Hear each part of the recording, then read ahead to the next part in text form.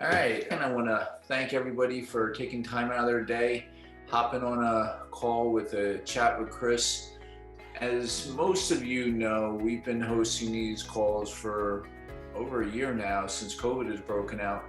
And it's our way of A, staying in touch with all of you, B, continuing to bring education and insight into changes in the both economic and social environments, what's going on, and things to start to add clarity where maybe there's sometimes confusion when it comes to investments and things of that nature. So I like to start off that if you've not been on this call before, the format is we pick a topic and we spend about 15 to 30 minutes trying to be respectful of your time to go over some high level just information. Now, these topics actually were part of a series, so you'll see here why you may want a milk cow. And you're like, what the heck does that mean? So without further ado, let's get into it. And so the 4-part series, we've done 2 of them already. First, we started with stocks and bonds. And it was pretty basic and rudimentary, but having done this for almost 30 years, have come to find that not everybody has the same level of detailed insight as to how some of these vehicles work. We're going to do a little bit more of a deeper dive today, again, on the bond section. Not last week, but the week before, we talked about unsystematic and systematic risk and the difference, and how diversification and traditional wisdom, asset allocation is a defense against unsystematic risk, but you cannot diversify away from systematic risk. I've been talking about for years now, but I finally coined the phrase with the milk cow and the hunt for yield. And we're going to go into a deeper dive. And then next week, we're going to have a tornado watch versus a tornado warning, and what you might want to do as far as adding some other ideas to your portfolios to help protect our retirement or our brokerage accounts on downturns in the marketplace. So, this is just an example of asset allocation. We've all seen this. And, this is really what I refer to as a lot of the financial institutions CYA, right? It's really, they have to put this out there to make sure that you as an investor are aware inherently that there could be risk. And then, depending on your risk tolerance, they can dial in, a percentage of cash or stocks or bonds or things of that nature. So this is just to help you to understand. Now, the area that I'm going to really focus on today, we believe in the market. I think that being in the market over time will produce a lot of the growth and the returns that most people are looking for. In hindsight, and I think what you'll see here, and part of what I've been promoting for years now, is that we have to be cautious about following traditional wisdom. The 60-40, 60% being equities, 40% bonds, or 50-50 and 50% in bonds as we approach retirement. And I think you'll see here shortly why that could be a problem heading into the future. So why you may want a different milk cow, right? So there's a lot of cows out there, but we're going to talk about maybe still creating yield, but not necessarily with what we're accustomed with. So I went over this last time. I think it bears repeating, bond and bond yield. There's really 3 primary components that I like to draw attention to. First is par. So that's the amount that you would lend to either a government or to a corporation. And that's the face value. So let's call it $1,000. And basically the terms are at the end of that term, right? So it could be 10-year bond, a 20-year bond, or a 30-year bond. They will give you back, based on the credit worthiness of the government or the corporation, your money back. Now, if you're going to lend somebody money, we're going to want what I call rent, or we're going to want yield, or we're going to want milk, right?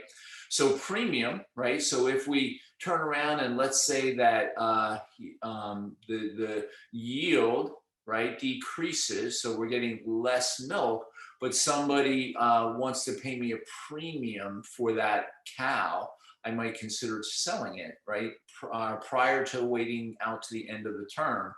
And the opposite could happen, a discount, right? So let's say the yield starts to creep up, that cow is actually producing more milk, and that's desirable, well, depending on where the environment is, could cause our prices to go down, right, of our actual holdings. And this is the part that I think gets a little confusing. So we're going to go through this again one more time. So if we have $1,000, right, and we know that at a discount, right, that means that the actual price of the cow went down, we would actually be yielding more than the 5%, because 5% would be $50 and is paid twice a year, semi-annually, right? So that would be initially, that's the terms we signed up for. And we go, okay, I like the increased 5.5%, right? But the net interest is still only $50. And what happens is, if the interest rates start to go up, well, if a corporation could pay less, right, then they're going to give you less on what you put in. So they're going to actually, you'd have to sell your bond at a loss in order to buy into, let's say, a higher interest rate in the environment. And this is problematic with a lot of bond funds, right? Because we don't actually own the bonds. The bonds are a part of a pool of bonds, and the traders are trading every day. And we go, okay, well, my value was X today, but tomorrow went down because, let's say, interest rates went up. And then the same thing, this is the opposite of what I was just referring to. Premiums could happen, but now we're not getting the yield that we needed. So if we did in fact sell it, right, but we actually needed the income, well, this could be a problem too. But all of these paid the same $50, right? So the underlying asset could go up and down, but the yield typically stays the same, and the yield to maturity versus yield to call could in fact be different. So I know it gets a little complex, but I just wanted you to understand, and I think that this slide helps you to understand. Think of a seesaw, the line, dotted line in the middle, right, is if everything's even. That's what we paid, and if it were to stay the same along the way, we get our coupon of $50, and at the end of the term, we get our principal back. That part is easy. What happens is if interest rates go up, so we see that side of the seesaw. So let's think about it, and you're going to see here shortly, what are CDs paying at the bank right now? Very, very low, right? Maybe 0.5%, maybe 1%, right? So we think about that. Would you agree that that is low interest rate environment? And in my lifetime, I would absolutely say, hey, these are low interest rates. I don't know when they're going to go up, but there's all signals are indicating that's going to happen. And when that happens, the seesaw, the bonds that we were encouraged to step into to give us safety as we headed into retirement. And again, this is why I've said it before, I'm extremely cautious about target date funds that are on autopilot, that are not taking this into consideration and just buying more and more. And then when the interest rates start to creep up, you go, oh my God, I thought I was going to have more money, when in fact we had less. So this chart here, I think a picture's worth 1,000 words. For those of you on the call that were around in the Jimmy Carter years, you remember that, interest rates were double digits, right? Inflation was double digits, right? 12%, 14%. We had one of our advisors had a client that had a CD in Tennessee, 21%, right? Think about it. When my parents first moved to Edison, they got their first mortgage in Edison, it was like 14%. Right? I mean, you think of that now, and you're like, oh, but at the time when you're trying to step in and buy a house, and that's the rate to borrow money for a 30-year bond, that's what it was. But look at the downward trend that has happened for the last 40 years, right? So we turn around and we're just going down, right? So here they are. And now let's look at, we're at 0.5%. This is why when we see interest rates so low, and the Fed is depressing us, I don't have a crystal ball, but I do know that, it has to increase at some point in time. The government is printing money. The government is creating relief packages and trying to help stimulate the economy. At some point in time, something's got to give. And as something goes up, you're going to see, if you're following traditional wisdom, you're going to see this right here start to happen, right? Where your portfolio values, because you followed traditional, you said, hey, I want it 40%. So if you got $1 million, you got $400,000 in bonds because you were told that was safe. And when bonds start to go up, your $400,000 now is at $200,000 because we're heading into a rising interest rate environment. So that's why I'm cautioning, okay, we know we need yield. We know we need to get growth. We know we need to get income. And that's why I turn this slide deck. Do you need a different type of milk cow? Right. So as we look at this is the problem. And then this here also just sort of highlights it, right? So these are the, treasuries, right? Long-term treasuries are down 20% and the 10-year yield is below 1.74, right? So this is why, like, look, if historically, if the average for lending rates of mortgages since inception for 50 plus years has been 6%, and we're below 2%, you can just start to connect the dots that this will go up. And when that does happen, it's going to cause our portfolio values to go down. There are many types of milk cows, but I wanted to keep it, light and humorous. And so, when we think about growth, right, and we're thinking about stocks or even with bonds, right, if we get a premium on it and we can trade it, great. So there's nothing wrong with having things in our portfolio that can grow. But if they're in the growth mode, typically they're not going to provide milk. So that picture of that cow is showing that the purpose of a growth vehicle, a purpose of a beef cow, is to fatten it up only to be able to take it to the butcher in the future. A value cow, though, that's Daisy here. That's typically the value is a little bit different. The value is going to be, okay, maybe that's a breeder. Maybe that's something that's going to throw off offspring that we can turn around and sell at market as well. It's just a different type of vehicle, right? So that's where we hear about value stocks.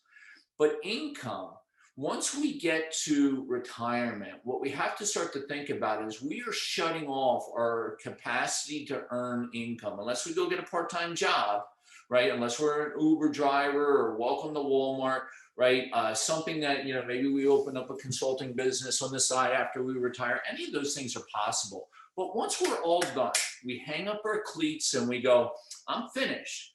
Whatever we created has to now create milk or income for the rest of our lives. And think about retirement as being like on unemployment for 30 years. Right? We need to make sure that our portfolios can give us the revenue streams, the income, the milk. The last thing, what we're going to do though, is if we buy a milk cow, we're not going to want to take it to the butcher, not unless we absolutely have to. That's not the purpose. So if bonds by default are not necessarily the type of cow we want, that's why we've been offering other designs, right? So that was just a summation of what I just went over with you. And some bond and yield seeking alternatives we've talked about recently, things like structured notes, right? Those are just a bond alternative. Remember that part of one of the things I like about Brookstone is that they have this core investment philosophy, and then we have satellites on the outside. I don't believe that any one strategy will serve all purposes, but there are a combination, and working with some type of professional to help you to start to build out an income generating portfolio that meets your needs, help you to accomplish your goals is really, really prudent. Hedging strategies. This is what we're going to be talking about next week, where I talk about tornado watch versus tornado warning. So what does that mean? So I'm here in the Northeast, right? So, I like the tornadoes because the folks that design this, they're from the Midwest, but I'm going to use just flood insurance because, think about it. Hey, we've had some hurricanes here, Eileen, and then Hurricane Sandy, and it happens and it's awful when it does, right? But one of the things I do know is if you buy a house down the shore and you they make you get flood insurance, right? It's expensive.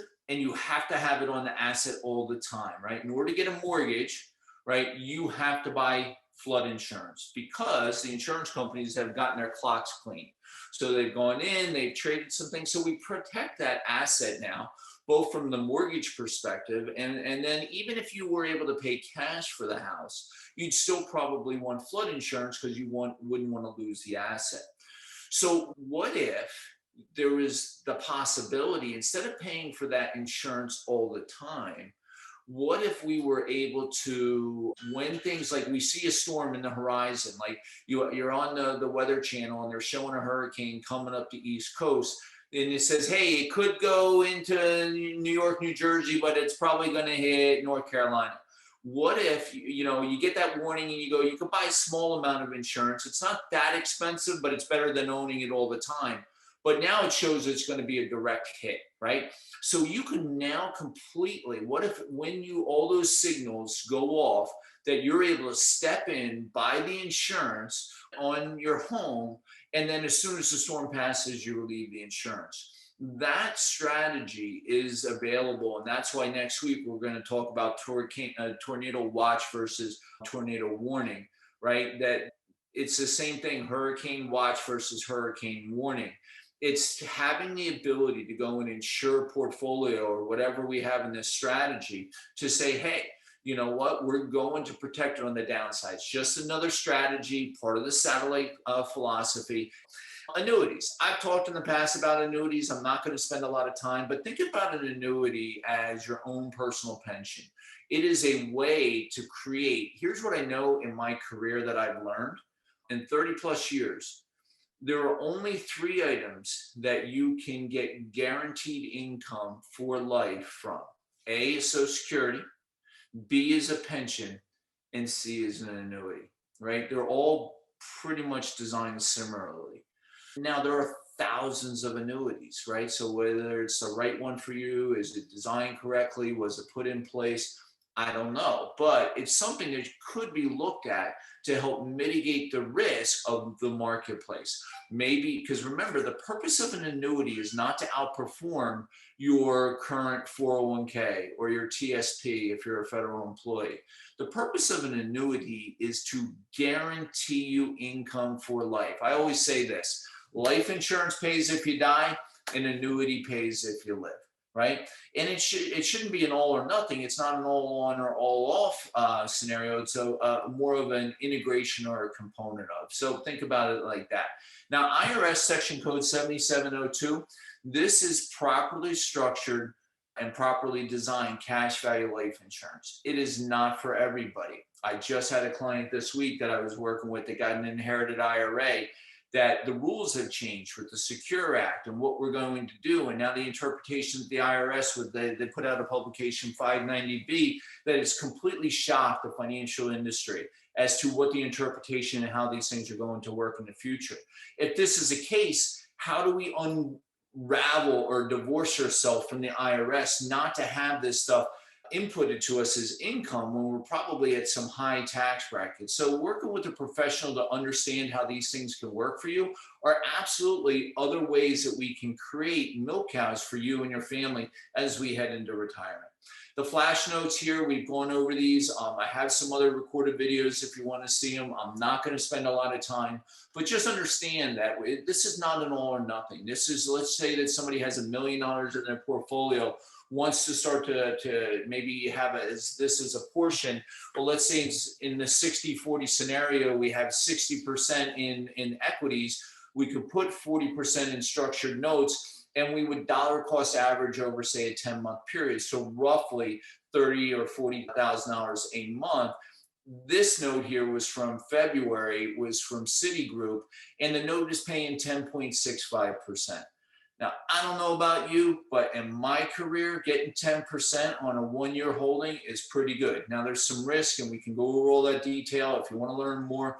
But this is just another addition on how to generate yield or create milk, which is not necessarily tied to the bond portfolios and rising interest rates. These are some of the bond crediting rates from last year. And we're in a very similar environment for this year. So this is just showing you, and again, I've gone over this before, and I think that's one of the reasons why I created this series, was because I sort of led out with this early when we first were able to present these. Had done a lot of due diligence. I was very excited about strategizing and showing folks how to integrate this into what they're doing. And I think some people got a little lost as to how this could be integrated. So I said, you know what, let's go back to basics. I created this for section series, and this is just showing you that this is not designed to be a replacement of your entire portfolio, but to maybe start to think about doing some things differently on the bond components of your portfolio. This is just sort of, if you see one of the models that we build, if we're going to look at, say, a focused income 60, so 60% equities, that would be these equities here. 20, 20, 10 is 50, and then 40% in something like structured notes, or maybe 20 and 20, 20 in structured notes, 20 in we're going to talk about next week, in a hedge type portfolio. And you can see 10% down in the lower ETF to give us the total 100%. It's just letting you know that if we keep, here's the problem with 401ks and a lot of the accounts while we're working at our employer, they don't offer these types of strategies. I've been doing this a long time, and I know typically people will go and they'll get their quarterly statement showing, hey, what's been the 1 year rate of return, 3 year rate of return, 5 year rate of return, 10 year rate of return since inception, and they'll circle the top 5 or 6 highest. And then they'll spread it out amongst those and go, hey, how's that look?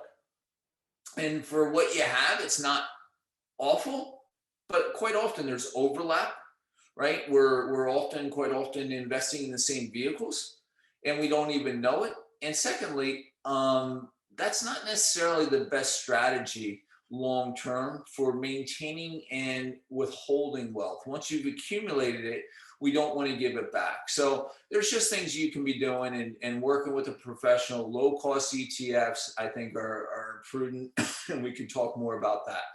This portfolio here, net of fees, we're trying to get above 6%, right? So we like this design.